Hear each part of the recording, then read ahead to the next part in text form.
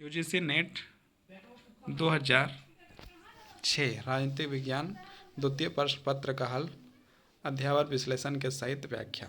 मतलब हम लोग यहाँ पर क्या है कि जो प्रीवियस ईयर में कभी जो है कि सवाल पूछा गया था उसके बारे में हम लोग जो है राजनीतिक विज्ञान का यूजीसी नेट के बारे में यहाँ पर हम लोग जो है कि क्वेश्चन का जो है कि हम लोग डिस्कस करेंगे, क्वेश्चन देखेंगे और हम लोग आगे बढ़ने का प्रयास करेंगे। तो हम लोग यहाँ पर जो है कि एक एक क्वेश्चन को जो है कि सॉल्व करने का प्रयास करेंगे, आंसर देने का। ऐसे आंसर यहाँ लिखा भी है, तो ज़्यादा टेंशन वाली बात नहीं है। तो यहाँ पर पहला जो क्वेश्चन बनता है, आदर्श राज्य के विचार में प्लेटो की भूभृक्षा शब्द का प्रयोग निम्न में से किस वर्ग के संदर्भ में किया था। चार ऑप्शन है आपका जो है कि सैनिक है, शासक है, और ऑप्शन सी में शिल्पकार है, और ऑप्शन डी में व्यक्तिगण है। तो यहाँ पर इसका आंसर जो ऑप्शन सी हो जाएगा शिल्पकार। इसका आंसर क्या हो जाएगा शिल्पकार। इसका जो व्याख्या किया गया है, व्याख्या में क्या किया गया है वो भी हम लोग जो यहाँ पर देखते हैं। तो व्याख्या में क्या गया है, प्लेटो के आदर्श राज्य की आधारशिला न्याय के सिद्धांत पर आधारित है। चूँकि आदर्श राज्य में 3 वर्ग होते हैं। आदर्श राज्य जो होता है उसका कितना वर्ग होता है, 3 वर्ग होता है। आदर्श राज्य का जो कितना वर्ग होता है, 3 वर्ग होते हैं। और कार्य विभाजन का विशिष्टीकरण धारण के आधार पर तीनों वर्ग अपना अपना कार्य करते हैं। और तीनों वर्ग क्या करता है, अपना अपना कार्य करता है। आदर्श राज्य के विचार में प्लेटो ने भूभृक्षा शब्द का प्रयोग शिल्पकार के लिए किया गया। ये जो भूभृक्षा जो है, भूभृक्षा ये शब्द जो है कि किसके कारण किया गया, किसके कारण के प्रयोग किया गया है, तो ये प्रयोग जो है कि आपका शिल्पकार के लिए प्रयोग किया गया, जो ऑप्शन सी में जो है सही हो जाएगा। अब हम लोग नेक्स्ट क्वेश्चन देखते हैं। ये जो 2016 में जो है कि जो था उसका जो है कि हम लोग यहाँ पर जो है कि डिस्कस कर रहे हैं। आंसर भी है, आंसर का टेंशन नहीं है ना। तो आंसर का टेंशन नहीं है, बस पढ़ना है, देखना और समझना है। सर्वश्रेष्ठ व्यवहारिक राज्य के विचार के संबंध में निम्न में से किस विचारक का योगदान है। तो प्लेटो का है, सिसरो का है, या ऑप्शन सी में अरस्तु का है, या टॉमस एडिसन। तो यहाँ पर आप ऑप्शन सी देख रहे हैं, ऑप्शन सी इसका आंसर क्या हो जाएगा, ऑप्शन सी अरस्तु। इसका आंसर क्या है, अरस्तु जो है कि सही हो जाएगा। तो इसका जो व्याख्या देखते हैं, व्याख्या में क्या लिखा हुआ है। तो व्याख्या में लिखा है, सर्वश्रेष्ठ व्यवहारिक राज्य के रूप में अरस्तु पोलिटी शब्द का सर्वश्रेष्ठ क्या इस्तेमाल किया गया, पोलिटी शब्द का प्रयोग करता है, जिसमें मध्य सद्गुण पाया जाता है। पोलिटी लोकतंत्र का गुटतंत्र का सम्मिलित रूप है, जिसमें संख्या और विवेक का समय होता है ना। तो आगे और हम लोग पढ़ते हैं फटाफट। अब जो है कि हम लोग पढ़ते जाएंगे और देखते जाएंगे। सूची 1 तथा सूची 2 का मिलान कीजिए और दिए गए कूट का प्रयोग करते हुए सही उत्तर का चयन कीजिए। यहाँ पर जो है कि सूची 1 है और सूची 2 है, और इसको जो है कि मिलान करना है। तो मिलान करने के लिए देखिए ज़्यादा हम लोग टेंशन लेने की जरूरत नहीं, आंसर तो दिया हुआ है। ऑप्शन ए धर्मनिरपेक्षता का सिद्धांत, ऑप्शन ए में यहाँ पर जो है कि क्या दिया गया, सूची 1 में जो है यहाँ पर दिया गया धर्मनिरपेक्षता का सिद्धांत, और इधर हॉब्स लिखा गया, इधर लिखा है सम्मति का सिद्धांत, और इधर जो है रूसो लिखा गया है। मतलब किसके साथ कौन मैच करता है इसके बारे में हम बात करना है। सी में जो है व्यक्तिगत सिद्धांत है, और इधर मैकियावेली है। इधर जो है कि डी में जो है स्वतंत्रता का सिद्धांत, और इधर जो है लॉक का दिया गया। तो इसमें से कौन किसके साथ जो है मैच करेगा उसके बारे में यहाँ पर हम लोग को यहाँ पर डिस्कस करना है। तो यहाँ पर देखते हैं कि इसका आंसर क्या सही हो जाएगा। तो बी सही हो जाएगा।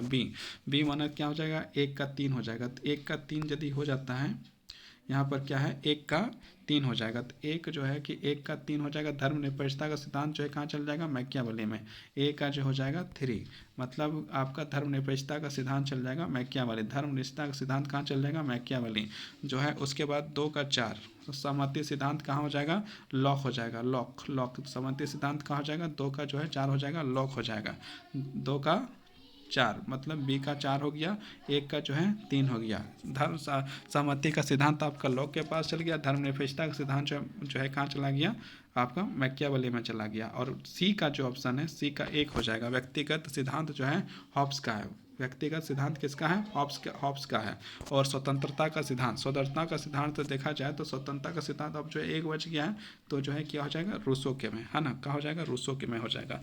आगे अब जो है नेक्स्ट क्वेश्चन देखते हैं। इसका यहाँ समाप्त हो गया ये। अब जो है ये कितना था, ये क्वेश्चन नंबर 3 के बाद अब हम लोग क्वेश्चन नंबर 4 देखेंगे।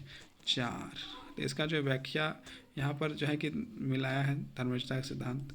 तो ये तो व्याख्या है, तो व्याख्या तो आप समझ ही गए। तो अब लिखा है इसमें क्वेश्चन। अब आगे बढ़ते हैं। है ना। आगे देखते हैं हम लोग 4 नंबर का। 4 नंबर के क्वेश्चन में क्या लिखा है, निम्न में से कौन से जोड़े का सही मिलान नहीं है, कौन सा जोड़ा जो है सही मिलान नहीं है। तो ए नंबर में जो देखा जाए तो राजनीति के आध्यात्मिक विचार महात्मा गांधी, नव मानववाद का विचारक नव मानव का एम.एन. रॉय, गांव का पुनर्गठन का विचार जे.पी. नारायण, है ना, और जो है इतिहास के आध्यात्मिक निर्धारण का विचार बी.आर. अम्बेडकर। तो इसका जो है कि यदि देखा जाए तो अम्बेडकर जी का यहाँ पर जो है डी, ऐसे भी जब देखिएगा तो डी नहीं होगा, है ना। तो इसका जो है कि नहीं है सही मिलान, तो क्यों नहीं है, डी वाला नहीं है। इतिहास के आध्यात्मिक निर्धारण का विचार बी.आर. अम्बेडकर, ये सही नहीं है। तो इसका ऑप्शन क्या हो जाएगा, ऑप्शन डी हो जाएगा। राजनीतिक आध्यात्मिक का विचार महात्मा गांधी सही में है। मानववाद का विचारक एम.एन. रॉय ठीक है। गांव के पुनर्गठन के विचारक जो है जे.पी. नारायण ठीक है। लेकिन ये गलत आंसर है, गलत ही आंसर हम लोग खोजना था, तो गलत आंसर कहाँ मिल गया, यहाँ डी नंबर, तो डी हो जाएगा हम लोग का सही। आगे बढ़ते हैं, इसका व्याख्या देखते हैं। व्याख्या में क्या दिया, व्याख्या मिलान के निम्नलिखित राजनीतिक आध्यात्मिक विचार महात्मा गांधी, नव मानववाद का विचार जो है एम.एन. रॉय है, गाँव के पुनर्गठन का विचार जे.पी. नारायण। यही व्याख्या कुछ ज़्यादा खास नहीं है। अब लोग 5 नंबर का देखते हैं। 5 नंबर में क्या है, two stage on civil government के लेखक कौन है। टू स्टेज, देखिए क्या होता है नेट में जो है कि अक्सर जो है कि किताबों के बारे में जो है कई बार पूछता है। तो यहाँ पर जो है लिखा गया two stage on civil government के लेखक कौन है। तो यहाँ पर जो है सीधे और साफ इतना ऑप्शन देखने की क्या जरूरत है, हम लोग का ऐसे भी समय कम रहता है। डायरेक्ट आंसर मारिए, यहाँ पर तो लिख ले है, तो डायरेक्ट क्या है, two state of civil government का लेखक का नाम क्या है, लॉक है, उसका नाम क्या है, लॉक है। Locke, two state of on civil government का लेखक जो है लॉक है। उसके बाद इसका व्याख्या ये देखना है, two state on the government के लेखक लॉक है। लॉक ने यह पुस्तक 1690 में लिखी थी, मतलब 1690 में ही इस पुस्तक को लिख दिया था। अब हम लोग क्वेश्चन नंबर 6 में देखते हैं। क्वेश्चन नंबर 6 में क्या है, निम्न में से किस लेखक ने न्याय का सिद्धांत समझौतावाद का आधारित है। न्याय का सिद्धांत समझौतावाद पर निर्धारित है, तो इसका ऑप्शन सी हो जाए Ross, loss, Ross, Ross, Ross. मतलब यहाँ पर जो पूछा गया निम्न में से किस लेखक ने न्याय का सिद्धांत समझौतावाद पर आधारित किया है, तो किसने किया है, रॉस ने किया है। किसने किया है, रॉस ने किया है। यहाँ पर जो option C, option A B C करने में टाइम क्या है हम लोग बिताएंगे, जो आंसर सही है उसी के बारे में बात करेंगे। तो ये हो गया। उसके बाद इसका व्याख्या जो किया गया, व्याख्या देख लेते हैं। रॉस ने न्याय का सिद्धांत समझौतावाद पर आधारित है। रॉस ने अपने न्याय का सिद्धांत को शुद्ध प्रक्रियात्मक न्याय की संज्ञा दी है। इसकी पुस्तक थ्योरी ऑफ जस्टिस 1971 है। ये इसका जो हो गया, और आगे जो है व्याख्या भी हो गया। अब हम लोग आगे बढ़ते हैं। आगे बढ़ते हैं 7वां नंबर का। 7वां नंबर में क्या लिखा है, निम्न में से कौन से जोड़े सही मिलान नहीं है। यहाँ पर आपको खोजना है कि सही मिलान जो नहीं है, मतलब सही मिलान जो नहीं है वही आंसर हो जाएगा सही। दो तलवारों का सिद्धांत जॉन ऑफ सेलबरी, है ना। और दूसरा जो है कि न्याय का वितरण सिद्धांत रॉस, और सी में है अंत विरोधी का विचार माओ। माओ ने जो अंत विरोधी का विचार दे दिया। न्याय और वितरण का विचार रॉस ने दे दिया। दो तलवारों का सिद्धांत जो है जॉन ऑफ सेलवेरी ने दिया था। लेकिन जो नव मानववाद का सिद्धांत जो है, नव मानववाद का विचार सिद्धांत, ये जो है कि आपका रॉन्ग, यही आपका आंसर सही हो जाएगा। डी नंबर का जो है आपका आंसर सही हो जाएगा, है ना। और इसका जो व्याख्या यहाँ पर दिया गया, सम्मिलान कीजिए। दो तलवारों का सिद्धांत मुख्य सिद्धांत पोप ग्रेगोरी प्रथम ने दिया। न्याय का वितरण का सिद्धांत रॉस ने दिया था। अंतर्विधि का विचार माओ ने दिया था। अब जो है कि हम लोग जो है क्वेश्चन नंबर 8 में जाते हैं। क्वेश्चन नंबर 8 में जब जाते हैं तो यहाँ पर लिखा है, चर्च की सरकार इसके सदस्यों की सहमति पर आधारित है। चर्च की सरकार इसके सदस्यों की सहमति पर आधारित है। इस विचार की पुष्टि किसने की, तो बी नंबर किसने किया था, परिभाषिक आंदोलन ने। किसने किया था,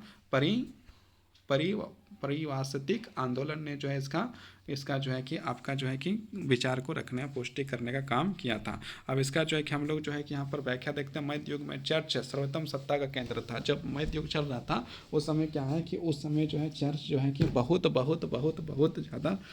ज़्यादा जो है कि ऊपर में था। मध्य युग में चर्च जो है सर्वोत्तम मतलब सबसे ऊपर में जो है कि माना जा रहा था। राज्य की सभा उसके अधीन और नियंत्रण में थी। राज्य की सभा जो है उसके अधीन थी। चर्च का सरकार इसके सदस्यों की सहमति पर आधारित इन विचारों की पुष्टि प्रसिद्ध आंदोलन ने की थी। प्रतिपादक मारिस्लो दा पेडुआ ने किया था, है ना। तो अब आगे जो है कि हम लोग बढ़ते हैं।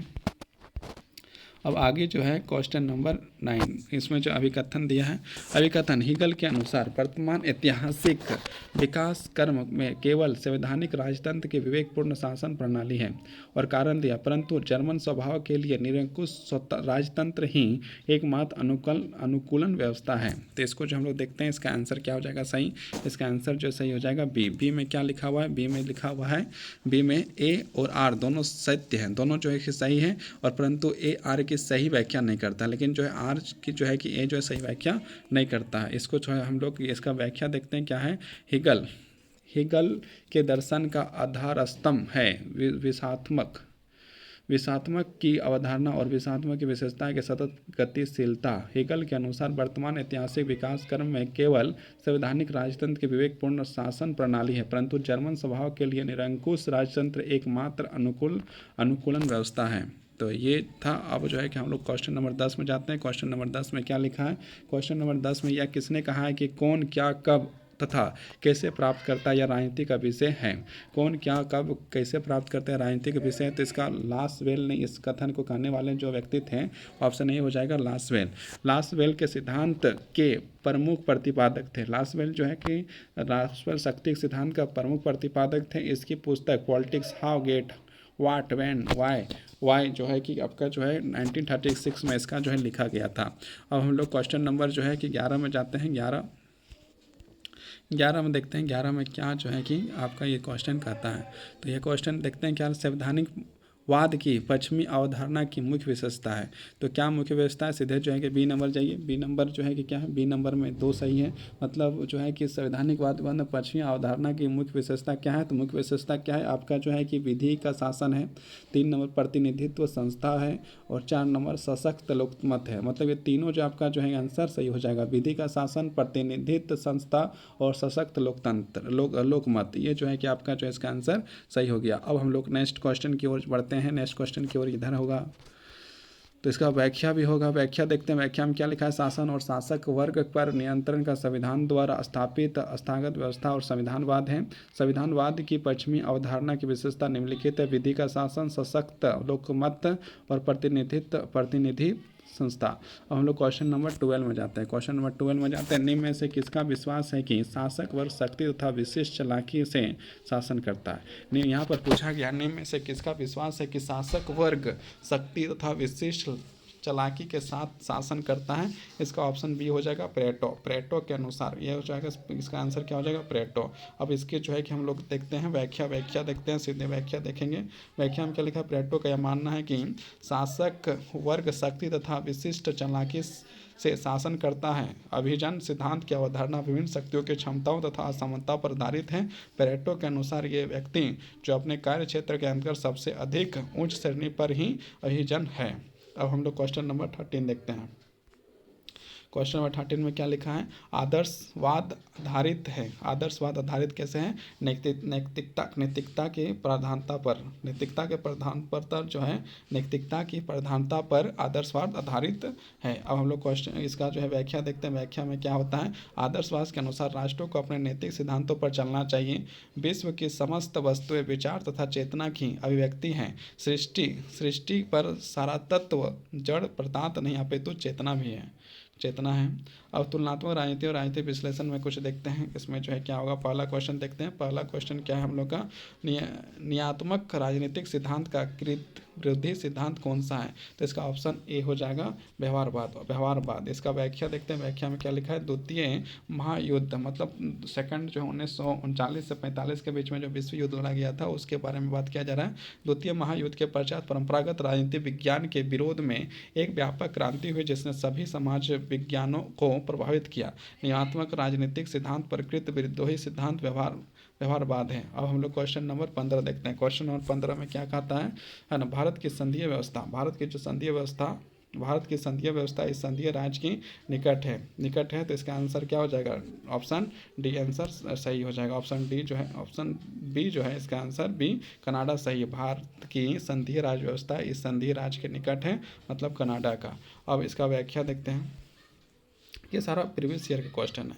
भारत की संघीय व्यवस्था कनाडा के संघीय व्यवस्था के निकट है। भारतीय संघीय व्यवस्था के प्रमुख तत्व है लिखित संविधान, स्वतंत्रता, न्यायपालिका, शक्तियों का विभाजन, दोहरी शासन व्यवस्था इत्यादि।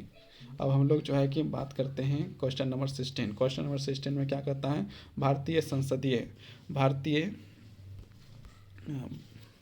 भारतीय संसदीय व्यवस्था भारतीय संसदीय व्यवस्था में कौन सा सिद्धांत पर आधारित नहीं है? तो ऑप्शन सी न्यायिक सर्वोच्चता, है ना। भारतीय संसदीय व्यवस्था में कौन सा सिद्धांत पर आधारित नहीं है? तो इसका आपका जो है कि आंसर हो जाएगा सी, शक्तियों के पृथक्करण। शक्तियों का पृथक्करण इसका आंसर आपका सही हो जाएगा। नहीं है मतलब क्या नहीं है? शक्तियों का पृथक्करण में। अब इसका व्याख्या देखते हैं, व्याख्या में क्या लिखा हुआ है। संसदीय शासन प्रणाली के आधारभूत सिद्धांत है राजनीतिक व्यवस्था के संपूर्ण शक्तियों का संसद पर केंद्रित रहना, कार्यपालिका व्यावसायिका के नियंत्रण पर उत्तरदायी है। ऑप्शन यहाँ पर जो है प्रधानमंत्री मंत्रिमंडल के अभिन्न भाग के रूप में ही शक्तियों का धारक होता है। ये इनकी व्याख्या था। अब क्वेश्चन नंबर 17 देखते हैं। क्वेश्चन नंबर 17 क्या बोलता है? क्वेश्चन नंबर 17 बोलता है सामाजिक विज्ञान के व्यवस्था सिद्धांत आए। तो इसका सीधे आंसर मार दीजिए डी, जीव विज्ञान के बाद समाजशास्त्र के राजनीतिक विज्ञान में, है ना। तो अब जो है इसका व्याख्या देखते हैं। व्याख्या में क्या है? तुलनात्मक राजनीति के अंतर्गत व्यवस्था विश्लेषण सिद्धांत अमेरिकन राजनीतिक शास्त्रियों की देन है। सर्वप्रथम इस सिद्धांत का प्रयोग जीव विज्ञान के बाद समाजशास्त्र तथा राजनीतिक विज्ञान में होता हुआ है, राजनीतिक विश्लेषण के आधार पर बन गया है। अब जो है क्वेश्चन नंबर हम लोग जो है कि देखते हैं 18 में लिखा हुआ है। 18 में लिखा हुआ है कि विश्व में सबसे पुराना द्वितीय सदन, विश्व का सबसे पुराना द्वितीय सदन कौन सा है, इसके बारे में पूछ रहा है। तो इसमें जो है कि पूछ रहा है, तो इसका जो है कि विश्व का सबसे पुराना सदन कौन सा है? तो राज्यसभा, लॉर्ड सभा, या अमेरिकन सीटेट, या कनाडा का सीनेट। तो यहाँ पर जो है कि हम लोग जो है 4 ऑप्शन दिया है, राज्यसभा, लॉर्ड सभा लिखा है, सी में है अमेरिकन सीनेट, और डी में है कनाडा सीनेट। तो इसका आंसर जो है कि यहाँ पर हम लोग देख भी रहे हैं कि ऑप्शन बी जो है इसका सही हो जाएगा, लॉर्ड सभा। और इसका लॉर्ड सभा का इंग्लैंड की लोकतांत्रिक प्रणाली में कुलीन तंत्रीय संस्था कहा जाता है। कुलीन तंत्रीय संस्था कहा जाता है क्योंकि इसके सदस्य का आधार वंशागत है।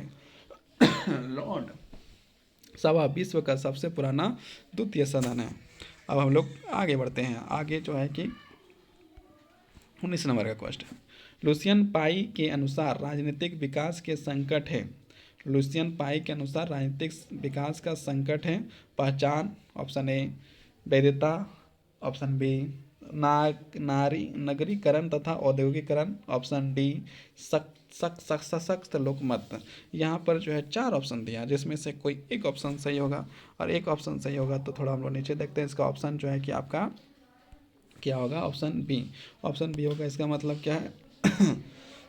ऑप्शन बी होगा। इसका अर्थ ये हुआ कि आपका जो है कि सबसे पहले होगा आपका वैधता, उसके बाद होगा आपका नगरीकरण तथा औद्योगिकरण, और फिर होगा आपका सशक्त लोकमत। ये जो है सही और गलत क्या है? आपका पहचान जो है गलत है ना। ओके, तो आगे बढ़ते हैं। लुसियन पाई के अनुसार राजनीतिक विकास के संकट के निम्नलिखित व्यवस्था नगरीकरण तथा औद्योगिकरण और सशक्त लोकमत। अब हम लोग जो है कि इतना होने के बाद हम लोग फिर दोबारा आगे बढ़ते हैं, आगे क्वेश्चन को हल करते हैं। यहाँ पर निम्न में से कौन से देश में संसाधनात्मक तथा अध्यात्मक प्रणाली की मिश्रण है? इसका आंसर हो जाएगा ऑप्शन डी हो जाएगा, ऑप्शन डी। लेकिन इसको तो हम लोग ऑप्शन को थोड़ा पढ़ लेंगे तो बढ़िया लगेगा। ऑप्शन 4 ऑप्शन दिया भारत, संयुक्त राज्य अमेरिका, और उसके बाद दिया यूनाइटेड किंगडम, और फिर दिया फ्रांस। तो इसका आंसर आपका हो जाएगा ऑप्शन डी, फ्रांस। क्वेश्चन क्या था? निम्न में से कौन से देश का संस्थात्मक तथा अध्यात्मक शासन प्रणाली का मिश्रण है? तो फ्रांस में है ना। इसका जो है कि आपको व्याख्या पढ़ सकते हैं। फ्रांस की शासन प्रणाली संस्थात्मक तथा अध्यात्मक शासन व्यवस्था का मिश्रण है। 1958 के संविधान के 5वें गणराज्य की स्थापना की थी, जिसमें न तो राष्ट्रपति सरकार का प्रधान है और न ही संसदीय सरकार का, बल्कि इसमें दोनों तत्वों को मिला दिया गया है। अब क्वेश्चन नंबर 21 में क्या बोलता है? राजनीतिक दलों का त्रिवर्गीकरण एक दल सिद्धांत पर एक दल पद्धति, द्विदल तथा बहुदल पद्धति किसने बांटा है? तो इसका आंसर जीन बोलेंट हो जाएगा, लेकिन ऑप्शन हम लोग पढ़ते हैं। ऑप्शन ए में डूजवेल, लो फालबरा, सी जीन प्लॉटेन और डी जो है एलन बॉल। तो राजनीतिक इसका ऑप्शन सही हो जाएगा जीन बॉल्डेन। राजनीतिक दलों की त्रिवर्गीकरण, एक दल पद्धति, दो दल पद्धति, बहुदल पद्धति किसने बांटा था? तो किसने बांटा था? जीन ब्लॉडेन ने। और इसका व्याख्या देखते हैं। ब्लॉडेन ने दल व्यवस्थाओं के 5 प्रकार माने हैं। एक दलीय, दो दलीय, ढाई दलीय, एक दल प्रधान, बहुदलीय योग। यहाँ तक हम लोग देखते हैं। उसके बाद अब जो है कि हम लोग आगे नेक्स्ट वीडियो में बात करेंगे।